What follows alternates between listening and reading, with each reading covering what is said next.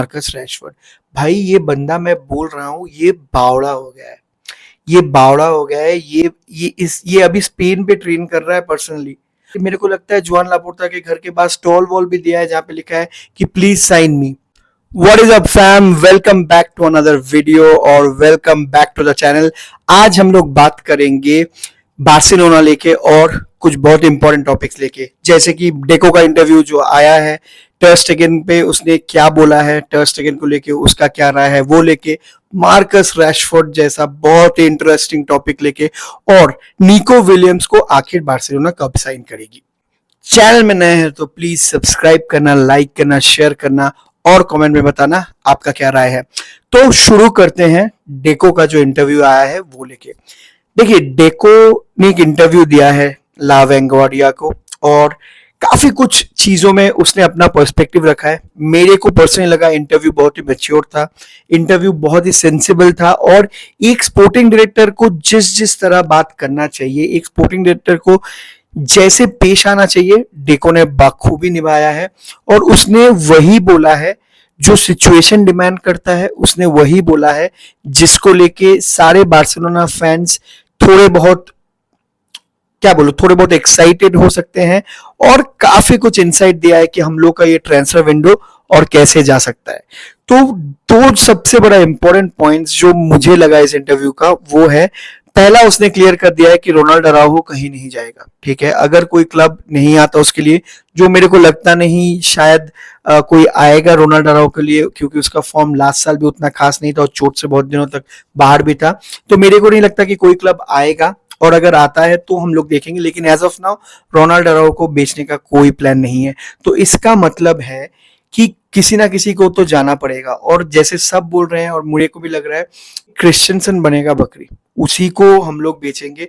और अगर उसको बेचते हैं तो हम लोग उसके लिए भी पूरा प्रॉफिट उठा पाएंगे, क्योंकि ही केम इन एज अ फ्री साइनिंग। तो जितना भी पैसा हम लोग के आएगा वो एफएफपी पे हम लोग पूरा का पूरा यूज कर पाएंगे। अब जो सेकंड पॉइंट था डेको का डिस्कशन का, वो उसे पूछा गया कि आपको क्या लगता है टर स्टेगन को, आप लोग बात किए हैं उससे, उसका कंसेंट लिया है या ऐसा कुछ। तो उसने जो बोला ना, वो मैं भी बोल रहा था। उसने बोला कि भाई जुआन गार्सिया को साइन करने के लिए मेरे को टर स्टेगन का कंसेंट, टर स्टेगन का परमिशन, टर स्टेगन के बात करने के बाद ये डिसीजन हम लोग नहीं लेंगे। क्यों लेंगे? क्योंकि एज अ स्पोर्टिंग डायरेक्टर मेरा काम है कि कंटिन्यूअसली मैं अपनी टीम को इंप्रूव करूं। और अगर एक प्लेयर एक पोजीशन में ज्यादा सिक्योर फील कर रहा है, तो ये कॉन्ट्रैक्ट गारंटी नहीं करता आपको कि मैं, आप कॉन्ट्रैक्चुअली अग्रीड हो इस क्लब के साथ, इसका मतलब है कि आप हर एक मैच स्टार्ट करोगे as a number one choice, as a number one priority. कहीं पे कॉन्ट्रैक्ट में ये लिखा नहीं है। तो आपको अपने पोजीशन के लिए फाइट करना पड़ेगा, और वो टर स्टेगन को करना पड़ेगा। और टर स्टेगन क्यों, मैं तो बोलता हूं कि अगर आपको टीम को स्ट्रेंथन करना है ना, किसी भी पोजीशन में आप कोई भी प्लेयर को लाओ, तो उस पोजीशन में जो खेल रहा है ना, उसको जाके आपको परमिशन लेने का जरूरत नहीं है कि भाई मैं क्या इस प्लेयर को लाऊं, भाई क्या लग रहा है कि इस प्लेयर को लाने से टीम बेहतर होगा। तो जिससे आप पूछोगे वो तो नहीं बोलेगा ना, वो तो नहीं बोलेगा। तो आपको ये कंटिन्यूअस जो इम्प्रूवमेंट है ना, उसको करते जाना है। आपको अगर लगता है कि अगर आपको लगता है कि कोच ने आपको बताया कि भाई ये प्लेयर लाएंगे तो हम हमारे लिए ये बहुत ही बेहतरीन रहेगा, हमारे लिए एक बहुत ही अच्छा साइनिंग रहेगा, तो आपको लाना चाहिए।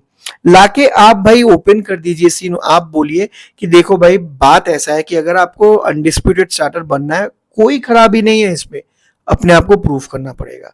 तो ये जो बहुत सारे लोग बोल रहे हैं ना कि टर स्टेगन के साथ ये तो अन्याय हुआ है, ये नहीं होना चाहिए था, वो नहीं होना चाहिए था, मैं उन लोगों को एक ही बात बोलूंगा, भाई ये हम लोगों का क्लब का मैटर है। अगर आप इस क्लब के सपोर्टर हो तो आप ये सब फालतू की बातें नहीं करोगे। अगर आप देख रहे हो इस क्लब को, जैसे मैं भाई देख रहा हूँ इस क्लब को बहुत सालों से, बहुत सालों से 2007-8 से मैं इस क्लब को फॉलो कर रहा हूँ। ठीक है, तो हम लोगों को नहीं चाहिए।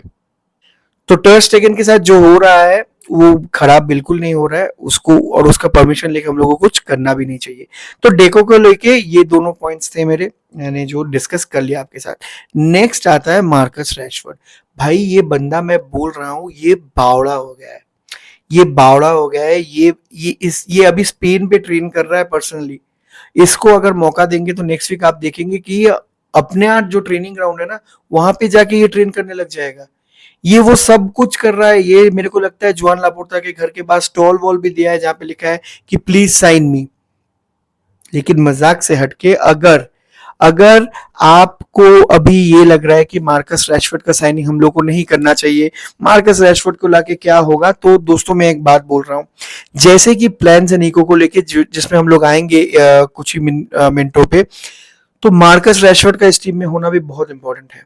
कैसे, वो मैं आपको बता रहा हूँ। देखिए, निको को हम लोग ला रहे हैं एक आउट एंड आउट विंगर के लिए, है ना। मार्कस रैशफोर्ड अपने इंटरव्यू में बोल रहा है कि वो नंबर 9 भी खेल सकता है, और वो नंबर 9 बहुत आसानी से खेल सकता है, और अभी उसको वो सारे प्रॉब्लम्स नहीं होते थे जो करियर के शुरू में एज अ 9 खेलने में प्रॉब्लम हो रहा था। तो इसका मतलब यही है कि मार्कस रैशफोर्ड चीख चीख के बोल रहा है लापोर्टा को, डेको को, राफा यूस्टे को, हैंसी फ्लिक को कि भाई मेरे को ले लो, मैं कहीं भी खेल लूंगा, मैं कहीं भी खेल लूंगा। और मैं आपको बता रहा हूं, 1 मिलियन नहीं देना चाहिए इसके लिए। 1 मिलियन अगर प्लेयर आपके फेवर में है, और जैसे हम लोग के साथ किया गया था ना, हम लोग के डिफिकल्ट टाइम्स में सब कुछ याद रखेंगे और किसी भी क्लब को हेल्प नहीं करेंगे, मैनचेस्टर यूनाइटेड को 1 पैसा नहीं देना चाहिए।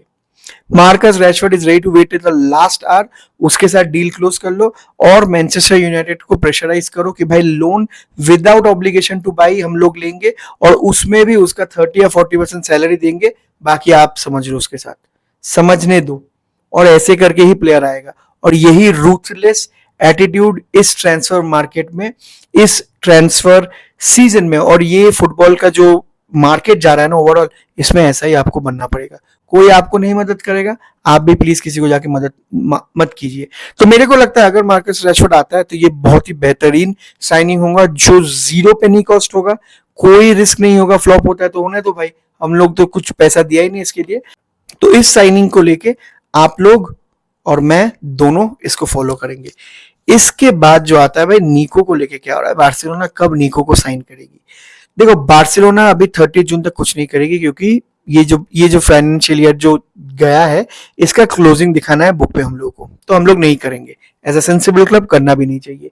जो भी मूवमेंट होगा, क्योंकि बार्सिलोना, खबर ऐसा आ रहा है कि Barcelona is more than willing to pay the 62 million euro का जो रिलीज क्लॉज है, तो बार्सिलोना पूरा का पूरा पैसा दे देगा, लेकिन वो देगा जुलाई में।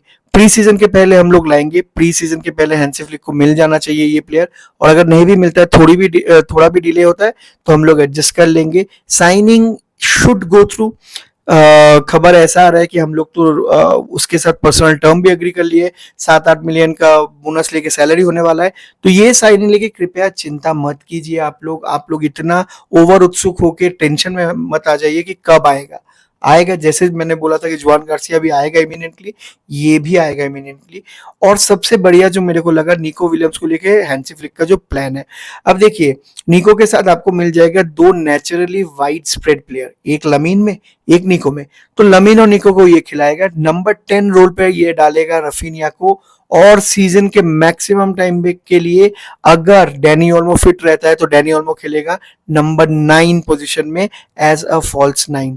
ऊपर आपका प्रेसिंग स्ट्रक्चर बेहतरीन होने वाला है, क्योंकि आपको भी पता है, मेरे को भी पता है, लेवेंडोस्की को लेके उतना प्रेस नहीं करते थे। Lewandowski as a shadow presser काम करता था, जो आपके ओपोनेंट के डिफेंस को बीच लाइन में थोड़ा सा मार्किंग कर देता था, ठीक है। तो अप टॉप हम लोग प्रेस शुरू करते थे रफीनिया के साथ। तो यहाँ पे क्या होगा, आपके पास अप टॉप डैनी ओल्मो भी है, रफीनिया भी है, लमीन यमाल भी है, निको भी है, किसी के साथ आप प्रेस स्टार्ट कीजिए, उसके पीछे लेयर में आएगा फ्रैंकी डियोंग और पेड्री। तो ये जो स्ट्रक्चर होने वाला है, ये बहुत ही बढ़िया स्ट्रक्चर होने वाला है, और इसको लेके अगर हम लोग सही से खेल जाए ना, तो हम लोग खेल जाएंगे, ठीक है। और लेवेंडोस्की को भी स्लोली हम लोग को फेज आउट करना है, क्योंकि ये जो साल आने वाला है 25-26 उसका लास्ट सीजन होने वाला है। तो इसको और हम लोग नहीं खींचेंगे, उसको और एक कॉन्ट्रैक्ट रिन्यूअल हम लोग नहीं देंगे। तो फेज आउट करते करते हम लोग ऐसा एक सिचुएशन में लाएंगे कि भाई डैनी ओल्मो भी को एग्जिस्ट कर रहा है, और अगर रैशफोर्ड आ गया तो Rashford can play also through and through 9, और फरहान टोरेस को भी मत भूलना, वो भी नंबर 9 खेल सकता है। तो अप टॉप जो सीन मेरे को समझ में आ रहा है, वो बहुत ही डायनामिक होगा, वो बहुत ही फ्लेक्सिबल होगा, कोई किसी की जगह पे भी खेल सकता है, और एक बहुत ही हाई प्रेस स्ट्रक्चर में हम लोग नेक्स्ट सीजन आगे जाएंगे, और भी सफोकेट करेंगे, और भी डोमिनेट करेंगे यूरोप में और ला लीगा में भी। तो बताना दोस्तों आप लोगों को कैसा लगा ये वाला वीडियो, और प्लीज चैनल में नए हैं तो सब्सक्राइब कर देना, लाइक करना और शेयर करना ये वाला वीडियो। तो मिलते हैं ऐसे किसी वीडियो में, तब तक के लिए विस्का एल बारसा।